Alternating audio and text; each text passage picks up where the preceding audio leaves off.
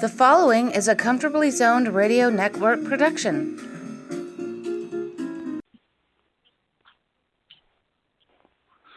Good afternoon, everybody. My name is Alan Blumkin. I'm here with the great David Nemec, and we're going to discuss the second part of Hall of Famers that never made it to the World Series. Hi, David. Pleasure, Al, once again to be with you. Okay. Where do you want to start with this? Well, we can start with we covered guys like Sisler and Lajoie last time we spoke. We could start with two Chicago White Sox stalwarts, I would think. Appling and Lyons, right? Appling and Lyons. Lyons' career began in the 20s and concluded in 1946. Appling began in 1930, and if he had played into 51 instead of ending in 50, he would have been able to say he played in 4 decades consecutively, which would have been quite a feat. But Appling, by the time he got to 1950, was 43 years old, and it showed. Previous year, but in 1949, he compiled 121 walks, which has to be a record, I'm sure, for any player over 40 years old. But these two guys, we can start by actually talking about the White Sox in that whole period of time. Really, almost beginning with they were ruined after the Winners barred the Black Sox from ever playing professional baseball again. Yeah, and they had some. Every now and then they'd have a first division finish, but the thing you could say about both Lyons and Appling, I think it would be fair, is that neither of them ever played a meaningful game in September that was meaningful in the sense that it meant something to their own teams. They played in meaningful games, obviously, against contenders that helped decide pennant races, but nothing really that brought them any satisfaction in particular, other than just, winning a game, which is always a nice feeling, but nothing at all like winning a pennant. Okay. From what I think Lyons has a chapter in one of the books that Larry Ritter started. I think Donald Honeck probably put him in one of his books, probably the one on the 30s when grass was real. Yeah. And I remember Lyons saying, going say he went nuts when he first discovered the Sporting News. And he was a pitcher that had a lot of control. He didn't walk very many. No, and he also didn't strike out very many. Well, when you were facing Ted Lyons, the ball was going to wind up in play most of the time. So he had to be a pretty crafty pitcher because he's pitching in the prime era for hitting of all time, the prime decade certainly. From the early 20s on to the mid 30s, and even into the late 30s, hitting was definitely the game belonged to generally to the team that created offense, not the best defense. And Lyons, really was an extraordinary pitcher in that sense, that he had to get those outs himself, or help, his teammates had to get them for him, because he wasn't going to fan many people. And Appling was interesting in that he never struck out much. I think his high came in 1935 when he only struck out. No, actually, 1946, he struck out 41 times. He was a qualifier, and he's among the all-time hitters who could foul off pitches forever. Yeah, I saw him play. I don't remember much about him. By that time, he was near the end of the line. But my father did, and my father was, filled me in as the game progressed, and who he was and what he meant to the team and how long he played and so forth. And I felt wow, this guy, really glad to have seen him play. And Lyons, I never saw pitch. I never got to see him, but he was managing the team for a while after the war, but and tried to be a pitcher manager, but that didn't work out too well. And Appling won 2 batting titles, if I remember correctly. You're absolutely right. Yeah, in 36 and 43. Appling only lost 1 year to the military service. That was 44. Well, actually, mostly almost 2 full seasons. He came back late in 1945, but those 2 seasons meant a lot. That season and almost probably 4/5 meant a lot because it's almost certainly cost him 3,000 hits if he'd been around. Definitely, if he'd been around for all of 44 and the major part of all of 45 too, I think we can safely say he would have been, up there around 3,100, 3,200 hits. As it was, he had, he compiled over 2,700. So he was a guy who hit, and he was a guy who got base hits, and he was a guy who walked. He was a guy who got on base a lot. But to show you what kinds of teams he's playing for in his entire career, despite all the times he got on base, he only once scored over 100 runs in a season. And that was in 1936, the year he won the batting crown with a 388 average. He scored 111 times. And that's the only season he broke on. He's in the 90s, I think, quite often. But he was the face of the White Sox, definitely, and for most of his career. And Lyons was right up there with him. They wished somebody would join them, but except for Al Simmons, who came along toward the end of his peak seasons, they really didn't have a whole lot going on. I've said a number of times that Lyons and Appling were the only 2 reasons to go out to Comiskey Park during those years. Yeah. But they were pretty bad until Paul Richards and frantic Frankie Lane became general manager, and Richards became the manager. And he Lane pulled off trading Aaron Robinson, who they had gotten from the Yankees in a low-bat trade, to Detroit, and they gave Detroit gave the White Sox a choice between Billy Pierce and Ted Gray. They made the right choice, obviously. And then the next year he trades for Joe Tipton, who was a second, third string catcher to the A's for Nellie Fox. Yeah. It's in that should change the complexion. I believe they finished. If I'm not wrong, I think they finished last in 48. And by the early 50s, they were out of nowhere. They were suddenly a contending team. And unfortunately, Lyons and Appling had no part whatsoever in it. But Lyons did have an interesting career. I think that there was one season toward the end of his career, I think it was 1939, when he was their Sunday starter.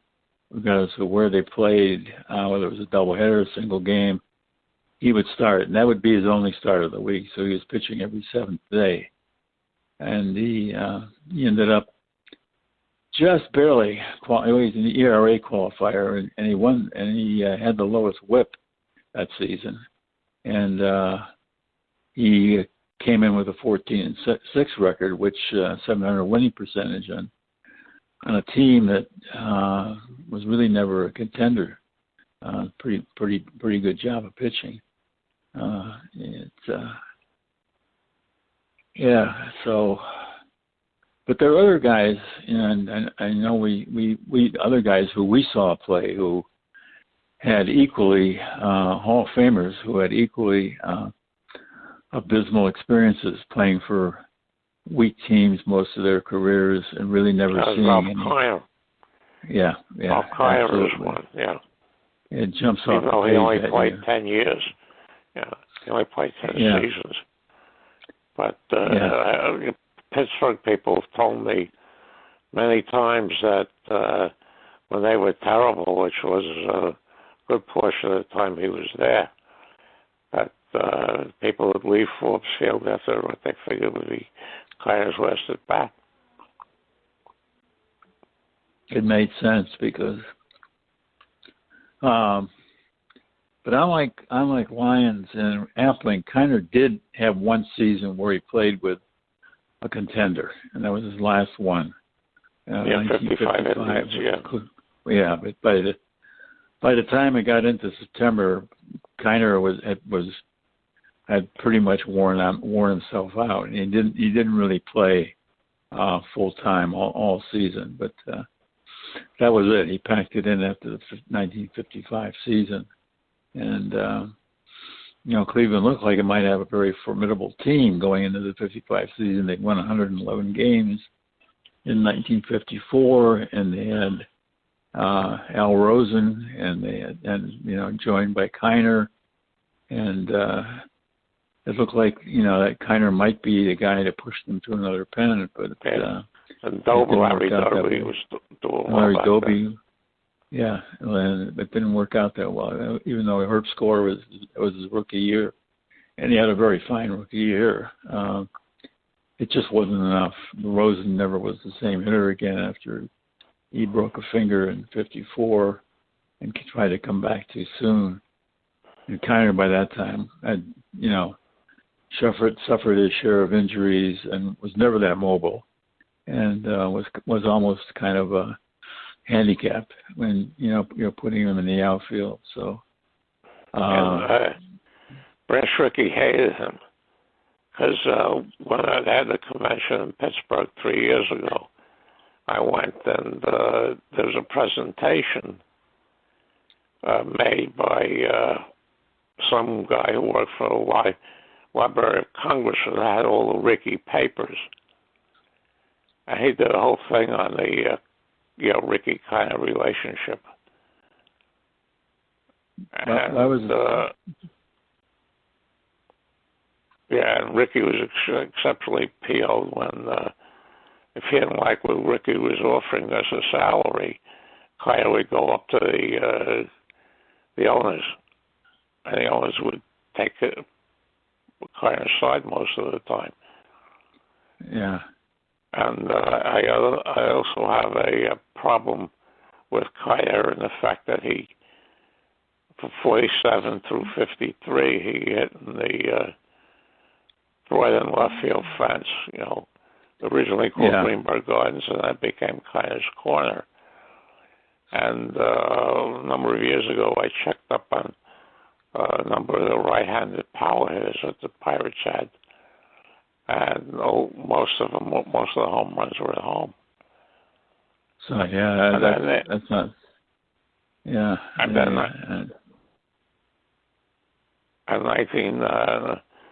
when they had the convention in 1995 at Pittsburgh, I asked Frank Thomas. I said, "What was your reaction when they took out the fence after '53 because of Bill Veeck moving the fence in the Municipal Stadium in and out depending on the opposition?"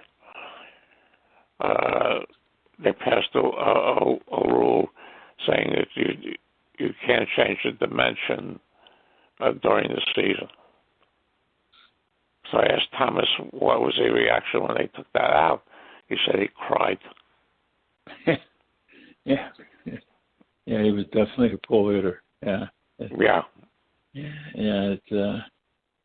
But other than kind of, there weren't any Pirates except for Rob Greenberg had pretty good home run season, 47, but otherwise subpar. But One except for Kiner, the Pirates really did not have a lineup of right-handed power hitters, which is unfortunate. You would have thought with that advantage and seeing Kiner taking advantage of it, that they would have tried to at least stock up with some minor leaguers who had a little bit of power and could have been drawing cards for their home run totals and nothing else. But they continue to feel pretty miserable teams under Ricky year after year. And I know you were unhappy about that, and I think anybody who ever rooted for Pittsburgh, regards that as pretty much the nadir of the Pittsburgh franchise, even though there hasn't been much in recent years to boast about either. But those were really bad years. There's a team in the NL in 1890, the Pittsburgh team that went 23. I think it was 23 and whatever, I think it was 23 and 113 or something like that. It was bad. Yeah. They were managed. They were the dregs of I asked national. When I spoke to Dick Roth 35 years ago, he's a rookie on the 52 team, and and he said when they were playing the Dodgers or Giants, he says, we felt like a high school team playing a professional team. And Garagiola said they had three teams, one coming, one playing, and one going. Yeah. They were classic, a real classic. And but we got the four Cubs are at. You have anybody else after? Well, kind of, we do. Banks came along in the early '50s, and then Billy Williams, and Fergie Jenkins and Ron Santo. Yeah. And Santo, of course. Yeah, and there were some good pitchers who came through. Yeah. The Cubs teams too. Fergie Jenkins was the best. Yeah. Yeah, and they had guys who had a good season or two, like Dick Drott and Grabowski, and Bob Rush was his mainstay for quite a while, but they just never had enough to really put together a contender. After they won the pennant in '45, they were pretty dismal for the next, almost the next, going close to 20 years before they really became much of a factor again in any National League races. Of course, those were the way Eddie Gold did the two-part presentation, Sabre Nationals on worst Cub mistakes, and he started with Andy Pafko being traded to the Dodgers. Yeah, in mid-1951, and they got. I think they got Bruce Edwards, Gene Hermansky, Joe Hatton, and Eddie Mixus. And Mixus was the best of that four. Was saying something. Yeah. And he ended when with the Cubs screwing up the Greg Maddux signing. And he went to the Braves. Yeah. But Banks in his prime years, even the two years that he won the MVP in '58 and '59, were I think one team finished at 500, the other was below. Yeah. But. You're right. They, of course, in 1961, they instituted one of the more brilliant ideas in baseball history, the College of Coaches. Yeah. Well, they had 10, and they have 10 guys. 8 today, whatever it was. Yeah. Yeah, it was crazy. But and, it did draw interest. Lou Brock started with them. And he got traded to the Cardinals in June 1964.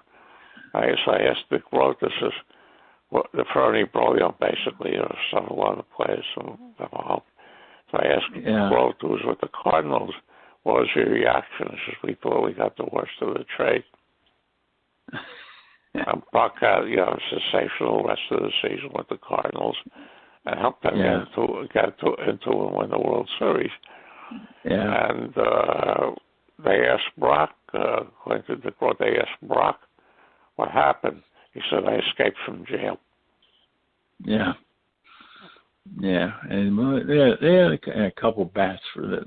And every now and then somebody like Walt Warren and George Alban would come along and have a year or two that would promise something. But really, Ernie didn't have much around him in the batting order for most of his career. Toward the end, he did in the late '60s, and '69 Cub fans will always remember as a year when they could have, should have, but didn't win the division and get a chance to play the Braves for the pennant. That was the year of the Mets, of course, and Seaver and Kuzman, and put the Mets over the top. Even though the Cubs led most of the way toward the late going, the Mets actually pulled away from them in the last month of the season. The Sabre member, Don Zemenda, did a presentation at one of the Sabre Nationals on the Cubs' record until they, for about 10 years until they put the lights into Wrigley Field. And he said that basically the Cubs were very affected by all the heat all the time. And then by September, especially when DeRocher was managing them, he was playing the same guys every single day, and they wilted. Yeah. But, DeRocher, it wasn't a year when he crowned himself. With glory as a manager, because I think that team, they were the best team, I think, overall in the National League East that year, man for man. And I think the difference largely was the difference in managers. The Mets, I think, had and Gil Hodges potentially a Hall of Fame manager because he certainly really got a lot out of that team. Some, names that, guys like Al Weiss and, guys that had almost done nothing anywhere came to the Mets and put it all together that season. And then Hodges, of course, we lost him when he was still very young and hadn't really got at all much of a chance to show if he could be as an effective manager for a full career. But he definitely, for that season. I think when DeRocher was named manager of the Cubs, that he passed his peak as a manager, and he couldn't handle all the upheaval and the change in attitude in the '60s, basically because of Vietnam. Yeah, and then we went on to Houston, where he was very, very disliked. Yeah, well, I don't know that any team he managed really actually liked Leo DeRocher. I mean, I've never heard anyone say he was actually under it all really a very likable guy. And any player I've ever talked to who played under him, but he did get results. And the 47 team, he won 3 pennants, and he could have won. He could have won 47 pennants. Yeah. And he did enough. He'd been a player. He did enough to get over the hump and get in the Hall of Fame. But I think there were better managers out there over the course of their careers. Maybe they had shorter careers as managers, but there were better managers in DeRocher that haven't made it. And some probably never will. Look, they put in Lopez, who never won a World Series. No, well, yeah, he won 2 pennants. The only 2 pennants the Yankees didn't win between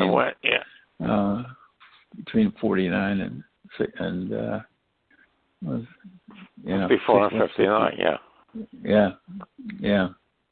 And but the thing is with the Rocher, he came out with an autobiography, which I have a number of years ago, titled "Nice Guys Finish Last."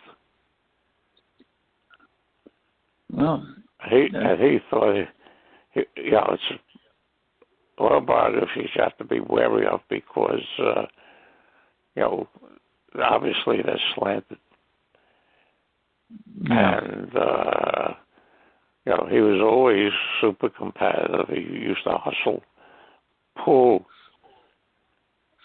when he was young. And he always thought that he was better than anybody at any time with when he hustled people, and when he did this, he hustled at golf. And this is what his whole life was. Yeah, but it was an interesting life. That has to be said for him. He married Lorraine Day, and he was with some good teams. He was with played with Babe Ruth and Gehrig, and Babe Ruth accused him of stealing Babe Ruth his watch. I know. I know. Babe used to call him the All-American out. Yeah. Yeah, he was not much of a hitter. I mean, he was a pretty good shortstop, fiery guy, and carried over into his managing style in the early years, and brought him enough success so that he could parlay it into a long career in baseball, and he made the Hall of Fame as a result of it. And other managers who managed as long as he did, and may have been better managers overall, didn't have the good fortune to ever manage a top team for any length of time. I was only 5 and not aware of baseball at all at that point when he jumped from the Dodgers to the Giants. And from what I've read, that sent shockwaves all over the whole city. Yeah, I remember that.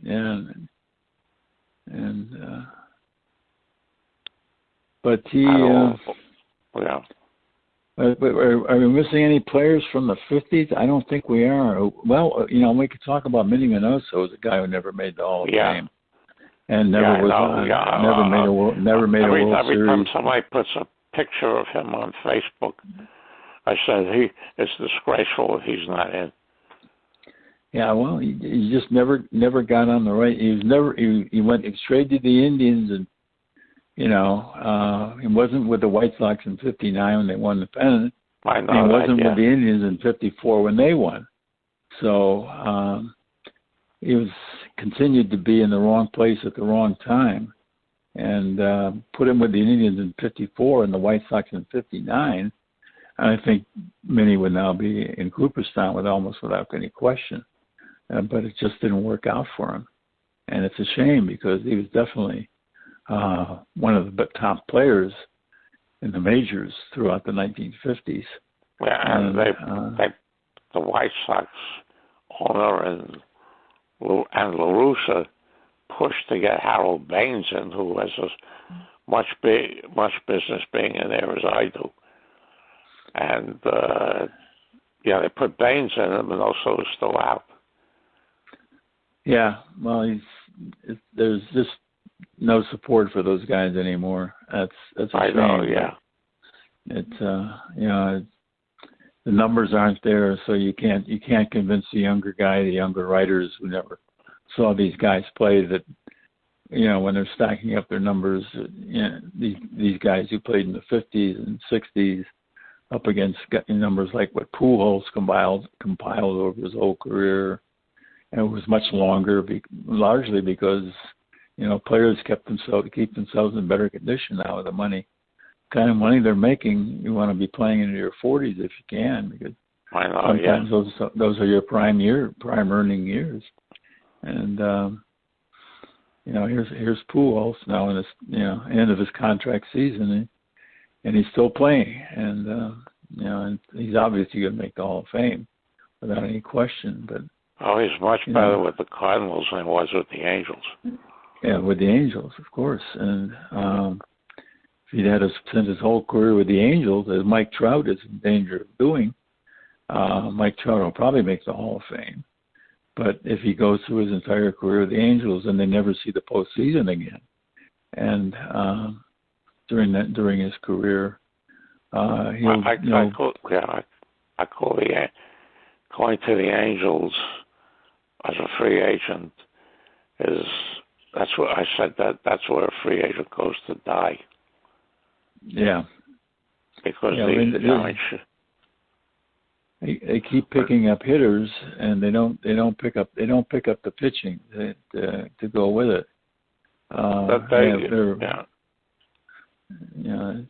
When Trout won the MVP for 2019,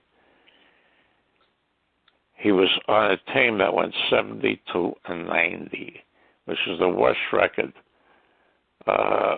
ever for team record ever for an MVP. How the heck do you declare somebody the MVP of the league? I don't care how good he is, when the team is that horrible. Yeah, and his numbers really weren't that superior to some of the guys who finished right behind him in the MVP voting. It really is somewhat eye-popping to see the high ratings he receives year after year after year, and he seems again and he's hurt. So he misses games with injuries.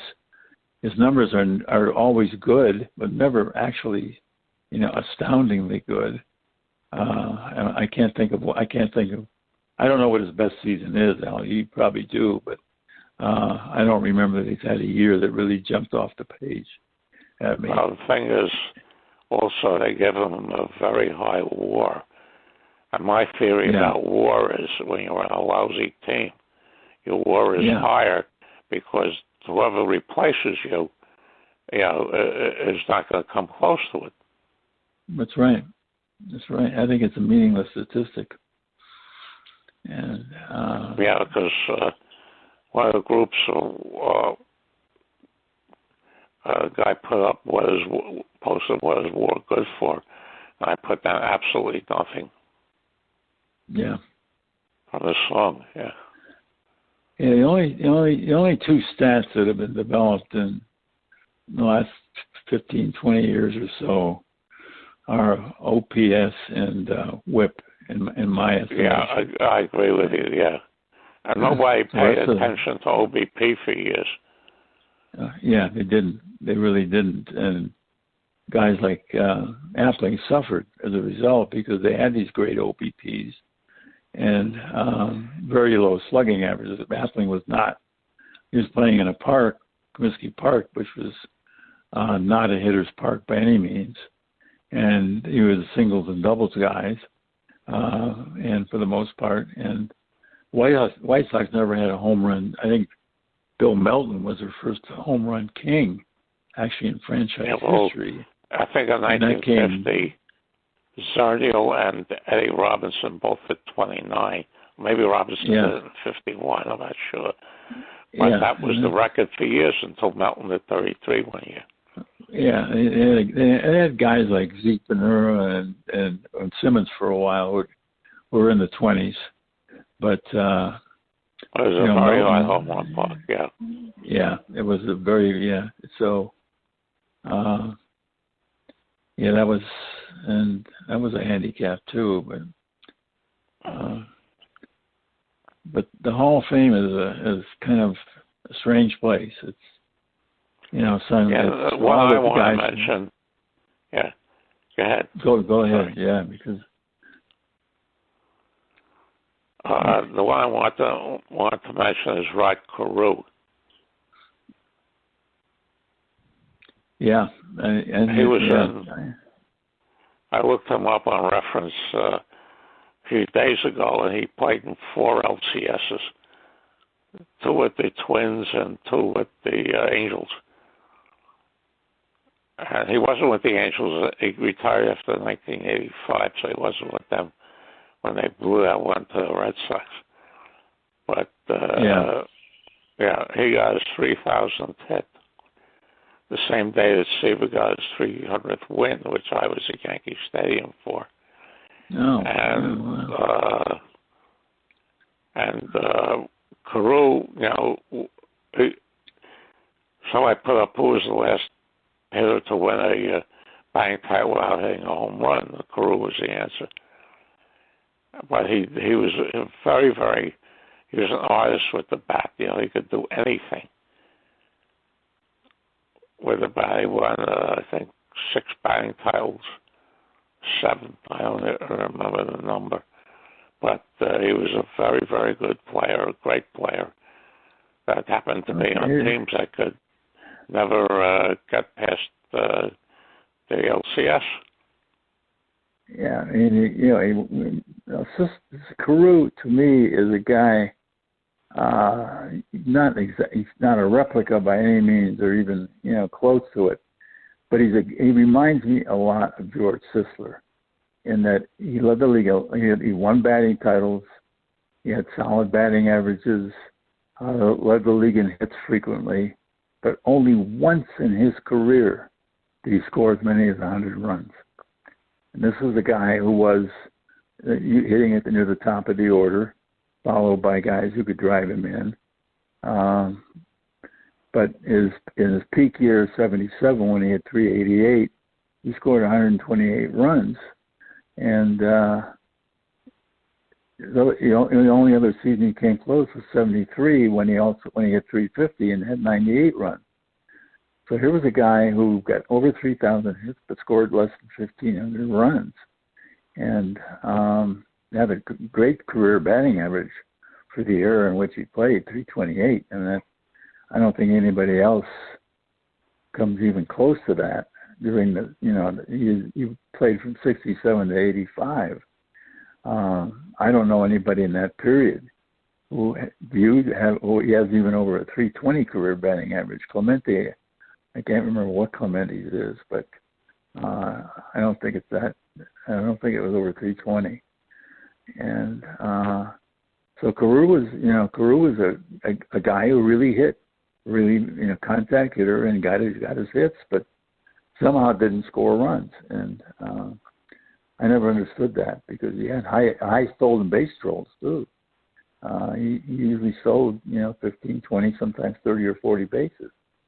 And I never could come up even in my own head with an explanation why, he froze below 100 every year and runs scored, except for that one season. And when I thought of Sisler, immediately Carew came to my mind too. But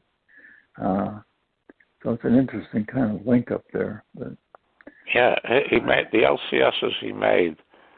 Were 70 and 71 with the Twins, and 79 and 82 with the Angels. And 82.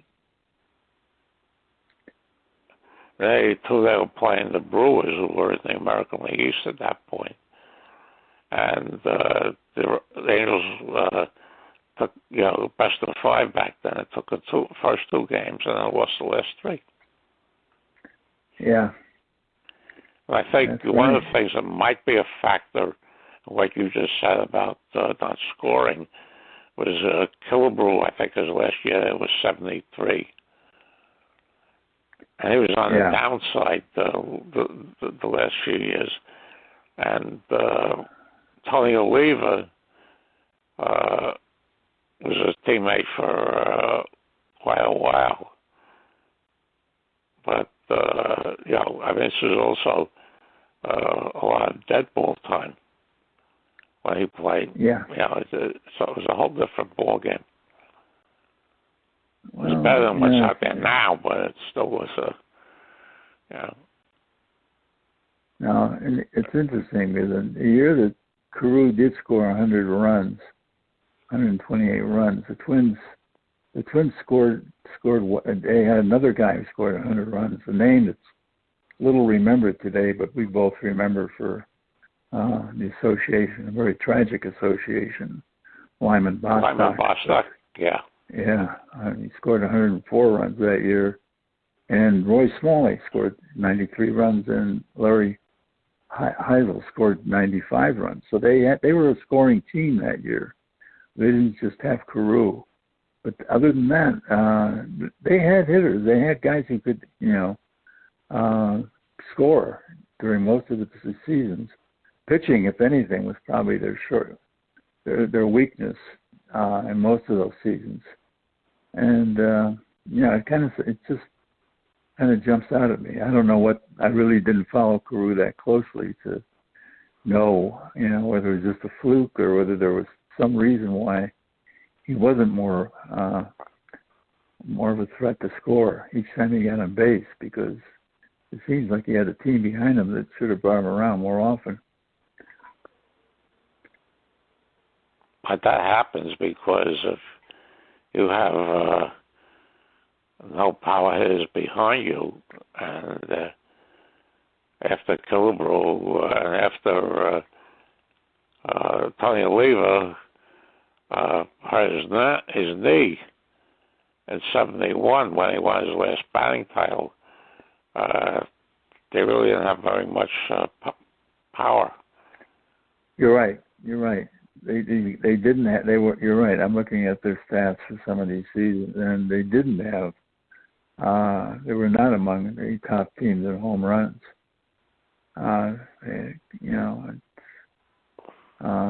That could be part. That could be part of it. It's interesting to look at some of these guys that never really got to a World Series, did get to the Hall of Fame, and whether their careers really stood out that much over other guys who did not make the Hall of Fame and also did not ever play in a World Series, but had very good stats. And was one of them, Don Mattingly. Well, Mattingly, that's an excellent example. He's not Hall of Famer though. No, he's not, and he may never be unless his managerial career turns into really puts him over the hump. But I don't know that it will. But Mattingly's, is an excellent example. And I don't know if they're. We have guys even today who the stats today are so out of they're like the career stats for most of these guys. Look at David Ortiz's career stats, his hitting stats, and there's no way he's not going to make the Hall of Fame, even though he wasn't a complete ball player by any means. Well, look, they opened the door with Edgar Martinez. Yeah, they did open the door. Well, Martinez had seasons where he played injuries. I think Martinez would still have been a decent third baseman if he hadn't had some injuries. And he never made the World Series. Seattle hasn't made it to the World Series since they came in 1977. Yeah, no, they haven't, and they had that one incredible season, and Yankees beat them in the I think it was the LCS. ALCS, yeah. Seattle beat Cleveland in the LCS, and I can't remember who the Yankees beat, but and then the ALCS, they were handled by the Yankees. But I don't even think how long did the series last with the Yankees? I don't think it went 7 games, did it? No, I think it went 5 or 6. Yeah, the Yankees pretty well wiped them out. Yeah. And Cleveland nearly took them. Cleveland was up 2-1. I used to write trivia on that Seattle team because nobody remembers them because they didn't make it to the World Series. I know. And, yeah, I remember there was a trivia question one year. It's named the Mariners' top 4 starters. And you really had to think about it because was this when Randy Johnson was there or not? No, Johnson wasn't there. Yeah, and but the year that they won the all those games, and that's right. Randy Johnson was I think in Arizona by that. That's right. That's right. He pitched in the series against the Yankees. Yeah, I remember seeing that final game, and wow, it's interesting. Yeah, I get Martinez to the list. There's another one, but this has been very, very fascinating. It really has. Yeah. And when you make me think a lot, which helps because it took me a few minutes. So I was thinking about why Carew never scored runs. I came up with a possible answer. But I think your answer probably is as close to the target as we're ever going to get. And they just didn't have the home run hitters right behind him who were automatic. He had an automatic run if they hit it out of the park. He had to usually scramble for his runs. Have to score in a single or a double or a triple or sac fly or whatever. And that probably did have something to do with his low totals.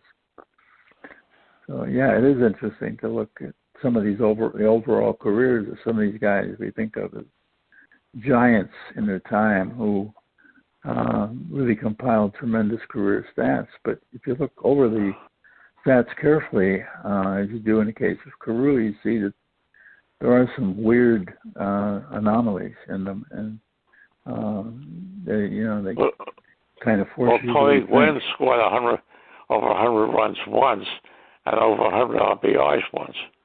I noticed that about Tony too, and he was the next guy I was going to think of, but Tony did go to a series. He made 2 World Series that they lost. He made 2, 84 and 98. Yeah, and they weren't much of a factor in either series, but they did get there. And the 84 they lost in 5 games, and 98 they was swept. Yeah, so Tony Gwynn played 2 World Series and was on a winning team in only 1 game. That's but Gwynn's another guy. I'm glad you recalled him because I was thinking about him the other day too. I gave some thought to Carew, and Gwynn was a similar kind of player. Neither of them walked a lot either, but Carew really his walk totals were pretty poor for a lot of seasons. He would that's another probably left for another day, but he was up there to get a hit, and once he saw a pitch he could buy a single on, he was going for it, and that was the way he played, and that was and he played it as well as anybody in his time. So by the way, Hall of Fame. Yeah, he was in the first battle with Carew. Yeah. And because he won, I think, 7 or 8 batting titles. And before we close, I just wanted to mention you that last week somebody put up a picture of the cover of the Beer and Whiskey League. Oh, great! Where did you see it? And the reviews were unanimous, terrific unanimously. Wow! I missed that. Yeah, thank you. It of all the books I've written, I think that was the most fun. It was certainly the most fun to research, and it really pulled me into the 19th century so deeply that I was never able to scramble out again. And that was a fascinating read, and I just hope I did it justice. And because it, unfortunately, I don't everybody there loves other it. books written on the history of it. I put down that we're friends and do podcasts together, and I put down that you're the authority on the 19th century. Well, thank you. I really appreciate that. Yeah, it's always a pleasure doing these things with you. It is. They're fun. I really enjoyed them too. I'm glad we were together again today. All right. Listen, you take care. Maybe you could do one in another 2 weeks. You bet. Okay? Let's say hi to Marilyn. I will. Thanks, Al. You're welcome. Bye-bye.